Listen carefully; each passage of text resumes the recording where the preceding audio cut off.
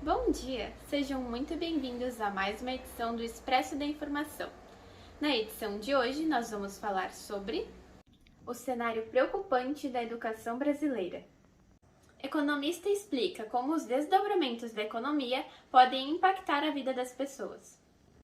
O avanço sobre os estudos de desenvolvimento de polímeros inteligentes. As origens do conflito entre Rússia e Ucrânia e o impacto econômico mundial causado pelas sanções contra a Rússia. E mais, quais são as heranças culturais da Semana de 22 que perduram até hoje? Está começando mais um Expresso da Informação.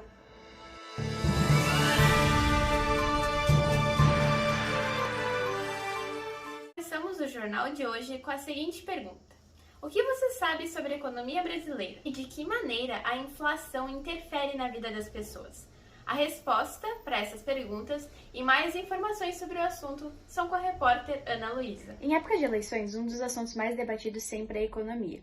O presidente eleito Lula, em sua campanha, declarou que pretende aumentar o valor do salário mínimo, que hoje está em R$ 1.212.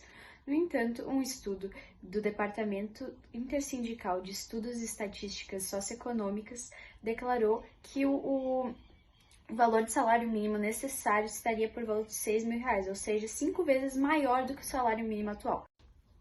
Mas por que a diferença entre o salário mínimo real e o necessário é tão grande? Segundo especialistas, o valor do salário mínimo atual ele é calculado com base no PIB e no IPCA do ano retrasado, ou seja, com valores não tão atualizados.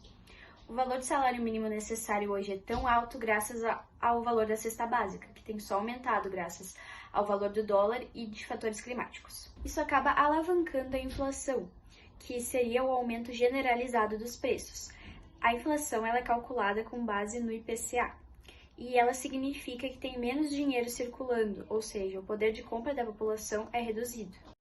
No Brasil, a taxa inflacionária é historicamente alta, mas nesse ano, em julho, agosto e setembro, o Brasil registrou uma taxa inflacionária negativa, puxada principalmente pelas quedas drásticas do preço dos combustíveis. Outro fator que ajuda a baixar a inflação é o aumento da taxa básica de juros, a taxa Selic, que hoje está em 13,75%. Ela ajuda a frear o consumo, ou seja, a população vai pegar menos empréstimos porque a taxa básica de juros, ou seja, o que tu vai ter que pagar a mais, está muito alta. A defasagem escolar e a desigualdade social que já eram presentes no cotidiano de muitos estudantes pioraram com a pandemia. A repórter Sofia Favaretto vai falar mais sobre esse cenário preocupante da educação brasileira. Não é novidade que o Brasil possui profundos desafios na área da educação, que foram agravados com a pandemia da Covid-19. Um relatório do PISA, Programa Internacional de Avaliação, colocou o Brasil em 53º lugar entre 65 países avaliados. O PISA avalia o desempenho de estudantes de alunos de 15 anos e também inclui dados socioeconômicos do país. Levantamentos sugerem que apenas 30% dos alunos menos favorecidos tinham computadores em casa para fazer os trabalhos escolares. Esse número aumenta para 90% quando se trata de alunos mais favorecidos ou que estudam em escolas particulares. Agora nós vamos falar sobre um assunto de sustentabilidade científica e tecnológica, que é a crescente popularização da energia solar. A repórter Renata Mendes vai falar como funciona esse sistema e as suas vantagens na economia de energia. Nos últimos anos, a procura sobre a energia solar e os painéis solares aumentou em 50%. Isso é devido a um grande aumento da energia elétrica. Embora ainda as placas solares tenham um custo elevado, a partir de R$ 15.000, ainda é um ótimo custo-benefício. Uma das maiores dúvidas é de como acontece esse processo de conversão de energia do solar em energia elétrica. Esse processo acontece quando as partículas luminosas do Sol atingem a célula fotovoltaica, e assim acontece uma reação com o material semicondutor. A descoberta das ondas eletromagnéticas se deram pelo alemão Hertz. Essas ondas carregam energia por meios materiais ou no vácuo. Para conseguir saber qual é a quantidade de energia que essas ondas podem transferir, é só analisar a amplitude. O Expresso da Informação está aqui na UFS, onde os estudos sobre o grafeno estão avançando. Esses interesses se dão pelas propriedades químicas e físicas do material. Ele é um ótimo condutor de eletricidade e de calor, além de ser um material super resistente devido à força de natureza dos átomos de carbono.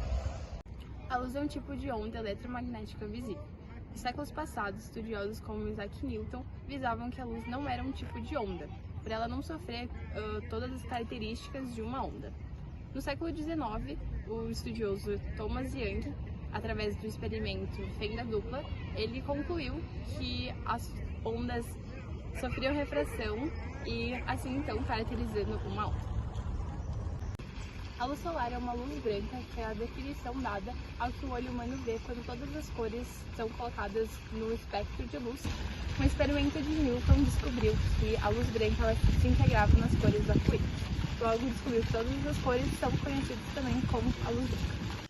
A Universidade de Caxias do Sul tornou-se referência nas pesquisas e estudos sobre a maior experiência da ciência, os polímeros inteligentes. Mais informações com o repórter Vitor Biondo.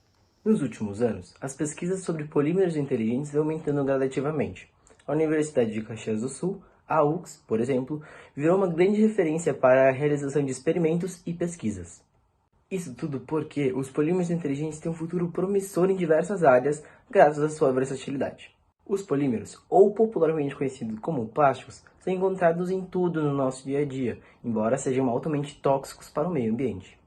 Mas o que configura um polímero inteligente? Bom, o polímero inteligente ele é caracterizado pela interação com o material, ou seja, o material feito desse polímero ele pode reagir com o ambiente externo, permitindo assim que uma substância encapsulada dentro dessa partícula possa reagir com o meio.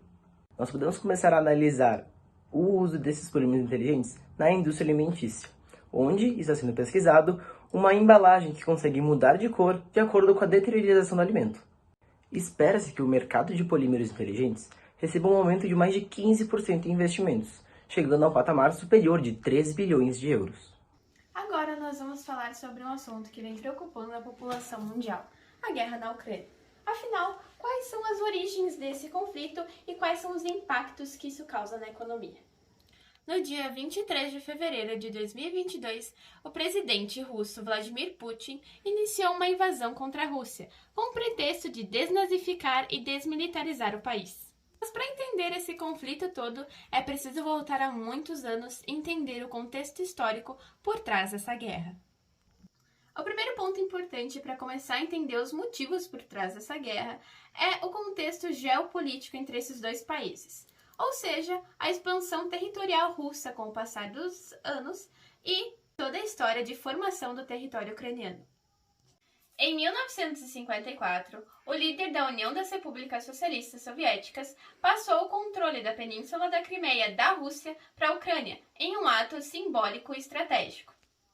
Tempo depois, esse ato ficou conhecido como a Questão da Crimeia, pois da Ucrânia, esse território da Península da Crimeia passou a ser da Rússia novamente. Outra possibilidade que poderia estar por trás desse conflito todo é a criação da Organização do Tratado do Atlântico Norte, a OTAN, que é um tratado militar onde ajuda os países que estão inseridos nele. Bom, mas por que isso seria a causa do conflito? O fato da Ucrânia poder entrar na OTAN gera um desconforto na Rússia, pois aí teria maior influência do Ocidente na Ucrânia e a Rússia perderia sua influência. Mas é claro que essa questão entre Rússia e Ucrânia não é apenas territorial, mas sim uma parte econômica também.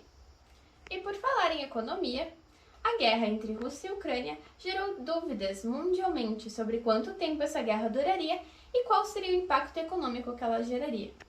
As sanções econômicas contra a Rússia foram impostas logo após o início do ataque. Joe Biden, que é o presidente dos Estados Unidos, falou que essas seriam as maiores sanções já impostas a um país antes. O fato é que essa guerra causou uma reação em cadeia globalmente.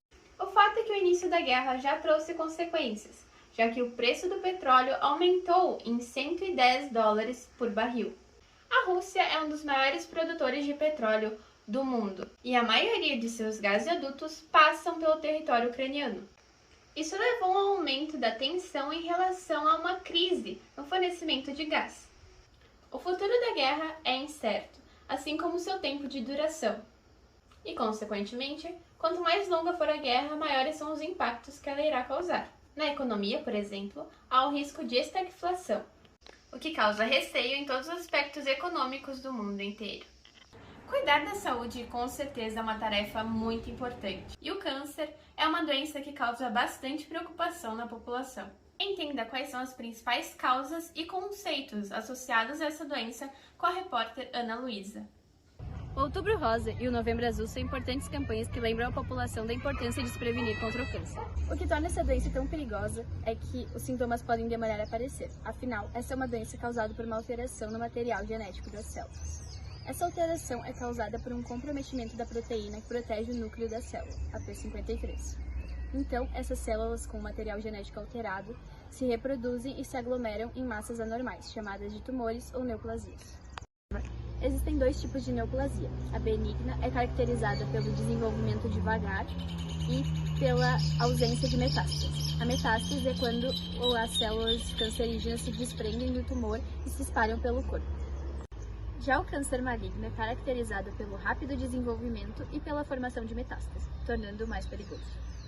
Um exemplo de tumor maligno são os sarcomas, que são caracterizados por se desenvolver nos tecidos conjuntivos, ou seja, músculos e tendões, e eles são muito raros. Outro exemplo mais comum são os carcinomas, que normalmente estão relacionados aos cânceres de mama, e eles se desenvolvem nas células epiteliais. Nesses tumores ocorre um processo chamado angiogênese. Esse processo corresponde ao desenvolvimento de novos vasos sanguíneos, que permitirão o desenvolvimento do tumor. Dentre as principais causas do câncer está o tabagismo, o contato com pessoas fumantes, o alcoolismo e a obesidade. Além disso, um fator muito importante são as heranças genéticas, que, quando uma pessoa da sua família... Milhares de células do seu corpo estão duplicando seu DNA para, em seguida, se dividirem e formar novas células. Nos casos de câncer infanto-juvenil, essa é a principal causa, porque, de acordo com especialistas, normalmente o câncer causado por heranças genéticas ele se manifesta mais cedo, ou seja, na infância e na adolescência. Isso, somado com outros fatores, como a má alimentação, pode causar um agravamento nos quadros de câncer. Também é importante relembrar que a principal forma de prevenção é realizar os exames, porque quanto mais cedo for diagnosticado, maior a chance do tratamento dar certo. Em 2022, celebramos o centenário da Semana de Arte Moderna, que aconteceu em São Paulo e foi um marco do modernismo brasileiro. Confira as heranças culturais da Semana de 22, que perduram até hoje, com a Renata Mendes. A Semana da Arte Moderna foi uma das maiores manifestações socioculturais que já aconteceram no Brasil. O festival ele buscava englobar as diversas artes, sendo elas principalmente a música, a poesia e as pinturas.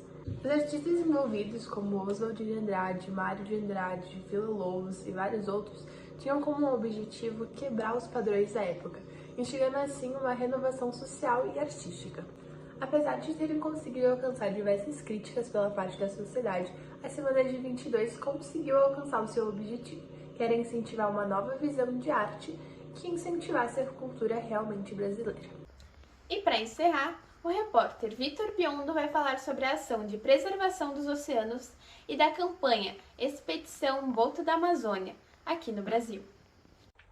Sea Shepherd is an NGO founded on the year of 1977, focused on the protection of the marine wildlife and the end of the habitat destruction of the world oceans.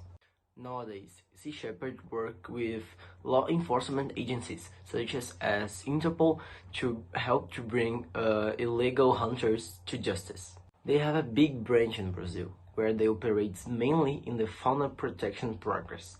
They have campaigns like Expedição Boto da Amazônia, Operação das Limpas and Shark Defense Campaign. Fique agora com mais informações sobre o encarte semanal do Expresso da Informação, O Cortiço. O Cortiço de Aloysio de Azevedo se passa no século XIX e conta a história de um cortiço na cidade do Rio de Janeiro. O narrador ele é onisciente, isso quer dizer que ele sabe de toda a história e os detalhes dela. Dentre os vários personagens dessa trama, destacam-se o João Romão, que é um português muito ganancioso, ele é o dono do cortiço. O Miranda, que vive ao lado do cortiço e por isso ele desgosta tanto do cortiço quanto do João Romão. E a Pombinha, que é o maior exemplo de determinismo nessa obra, já que inicialmente ela é uma moça muito ingênua, que com a convivência no cortiço ela é totalmente transformada. Além disso, outros personagens como a Zulmira, a Bertoleza, o Firmo, a Rita Baiana ajudam a complementar a realidade brasileira do século XIX. Com o passar dessa narrativa, a gente vai percebendo que o cortiço ele vai ganhando vida, ou seja, ele passa por um processo de personificação. Por isso se diz que o personagem principal de O Cortiço é o próprio Cortiço. Olá, sou Aloysio de Azevedo, sou proveniente do estado do Maranhão e, junto com Machado, sou um dos principais representantes do realismo e da literatura brasileira. Ademais, tenho o candor de ter a minha obra, O Cortiço, como um exemplar de obra naturalista. Posso destacar a vocês que as principais características das obras naturalistas são, com toda a certeza, o determinismo, o zoomorfismo, que é a atribuição de valores animais aos personagens, e a análise patológica da realidade. Como curiosidades de minha obra, posso dizer que ela é completa em relação às gírias e linguagens da minha época, além de representar com pequenos bonecos de papelão os personagens da minha obra antes mesmo de eu escrevê-la. E é com essa notícia que nós encerramos mais uma edição do Expresso da Informação. Até a próxima, tenha um ótimo dia!